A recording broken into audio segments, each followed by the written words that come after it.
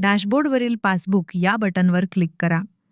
त्यानंतर passbook upload करा या बटनवर क्लिक करा. पासबुक कोणत्या महिन्याचे आहे किंवा जी पण पासबुकबद्दल माहिती असेल ती माहिती भरा. त्यानंतर महिना निवडा आणि पासबुकचा फोटो काढा. फोटो क्लिअर काढा, ॲडजस्ट करा, जेणेकरून नंतर तुम्हाला डाउनलोड पण करता येईल.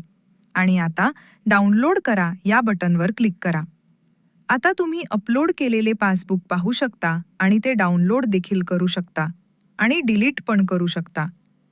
आता बचत गट नियम ॲड करू. डॅशबोर्डवर जाऊन बचत गट नियमवर क्लिक करा.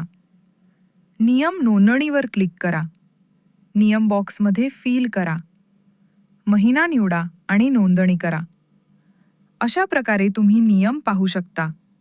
जर काही चूक झाली असेल तर डिलीट देखील करू शकता. तुमचा बचत गटाच्या गरजेनुसार तुम्ही नियम ॲड करू शकता. बाकीचे नियम पण ॲड करून घेऊ.